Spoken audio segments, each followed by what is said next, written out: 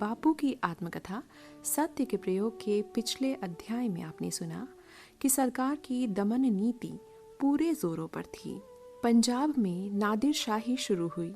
गांधी जी को वहां जाने की अनुमति सरकार ने नहीं दी और इसी बीच परिस्थितिवश पहले क्रॉनिकल और बाद में यंग इंडिया नामक समाचार पत्रों की जिम्मेदारी भी गांधी जी पर आ पड़ी। जनता को सत्याग्रह के रहस्य समझाने के उत्साह में गांधी जी ने इस जिम्मेदारी को सहर्ष स्वीकार कर लिया। तो आइए इसी कड़ी में सुनते हैं महात्मा गांधी की आत्मकथा सत्य के प्रयोग से अध्याय पंजाब में।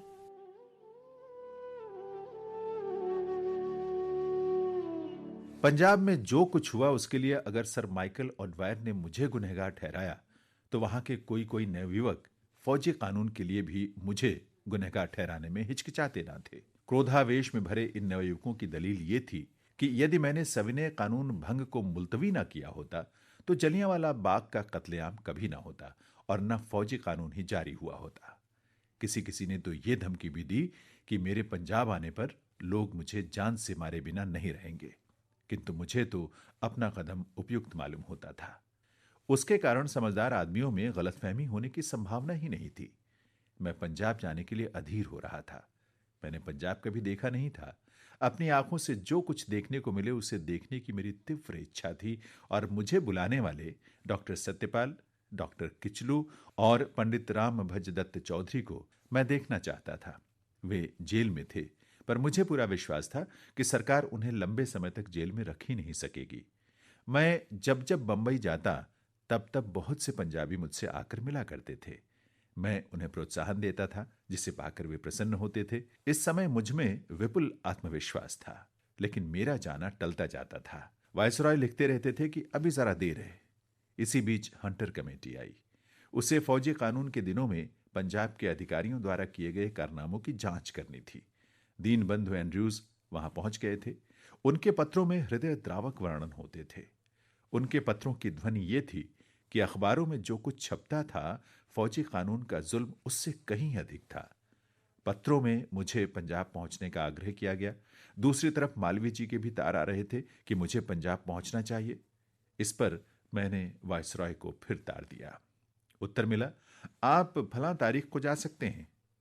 मुझे तारीख ठीक याद नहीं है, पर बहुत करके वो 16 अक्टूबर थी। लाहौर पहुंचने पर जो दृश्य मैंने देखा वो कभी भुलाया नहीं जा सकता।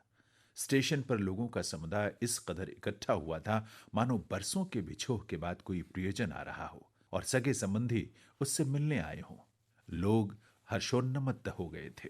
मुझे पंडित राजभज दत्त चौधरी के घर ठहराया गया था। श्री सरला देवी चौधरानी पर, जिन्हें मैं पहले से ही जानता था, मेरी आव भगत का बोझ आ पड़ा था। आव भगत का बोझ शब्द मैं जानबूझकर लिख रहा हूं क्योंकि आजकल की तरह इस समय भी जहां मैं ठहरता था वहां मकान मालिक का मकान धर्मशाला सा हो जाता था। पंजाब में मैंने देखा कि बहुत से पंजाबी नेताओं के जेल में होने के कारण मुख्य नेताओं का स्थान पंडित मालवीय जी, पंडित मोतीलाल जी और स्वामी श्रद्धानंद जी ने ले रखा था। मालवीय जी और श्रद्धानंद जी के संपर्क में तो मैं भली भांति आ चुका था, पर पंडित मोतीलाल जी के संपर्क में तो मैं लाहौर में ही आया। इन नेताओं ने और स्थानीय नेताओं ने, जिन्हें जेल जाने का सम्मान नहीं मिला था, मुझे तुरंत अपना बना लिया। मैं कहीं भी अपरिचित सा नहीं जान पड़ा। हंटर कमेटी के सामने गवाही न देने का निश्चय हम सब ने सर्वसम्मति से किया। इसके सब कारण प्रकाशित कर दिए गए थे, इसलिए यहां मैं उनकी चर्चा नहीं करता। आज भी मेरा यह ख्याल है कि वे कारण सबल थे और कमेटी का बहिष्कार उचित था। पर यह निश्चय हुआ कि यदि हंटर कमेटी का बहिष्कार किया जाए तो जनता की ओर से अर्थात कांग्रेस की ओर से एक कमेटी होनी चाहिए। पंडित मालवीय, पंडित मोतीलाल नेहरू, स्वर्गीय चितरंजन दास, श्री अब्बास तैयब जी और श्री जयकर को तथा मुझे इस कमेटी में रखा गया। हम जांच के लिए अलग अलग स्थानों पर बंट गए। इस कमेटी की व्यवस्था का भार सहज ही मुझ पर आ पड़ा था और चूंकि अधिक से अधिक गांवों की जांच का काम मेरे हिस्से में ही आया था, इसलिए मुझे पंजाब और पंजाब के गांव देखने का अलभ्य लाभ मिला। इस जांच के दौरान पंजाब की स्त्रियों से तो मैं इस तरह से मिला मानो मैं उन्हें युगों से पहचानता हूं। जहां जाता वहां दल के दल मुझसे मिलते और वे मेरे सामने अपने काते हुए सूत का ढेर लगा देते थे। इस जांच के सिलसिले में अनायास ही मैं देख सका कि पंजाब खादी का महान क्षेत्र हो सकता है। लोगों पर ढाए गए जुल्मों की जांच करते हुए जैसे जैसे मैं गहराई में जाने लगा, वैसे वैसे सरकारी अराजकता, अधिकारियों की नादिरशाही और निरंकुशता की अपनी कल्पना से परे की बातें सुनकर मुझे आश्चर्य हुआ और मैंने दुख का अनुभव किया। जिस पंजाब से सरकार को अधिक से अधिक सिपाही मिलते हैं, उस पंजाब में लोग इतना ज्यादा जुल्म कैसे सहन कर सके, ये बात मुझे उस समय भी आश्चर्यजनक मालूम हुई थी और आज भी मालूम होती है। इस कमेटी की रिपोर्ट तैयार करने का काम भी मुझे ही सौंपा गया था। जो ये जानना चाहते हैं कि पंजाब में किस तरह के जुल्म हुए थे, उन्हें ये रिपोर्ट अवश्य पढ़नी चाहिए। इस रिपोर्ट के बारे में इतना मैं कह सकता हूं कि उसमें जानबूझकर एक भी जगह अतिशयोक्ति नहीं हुई है।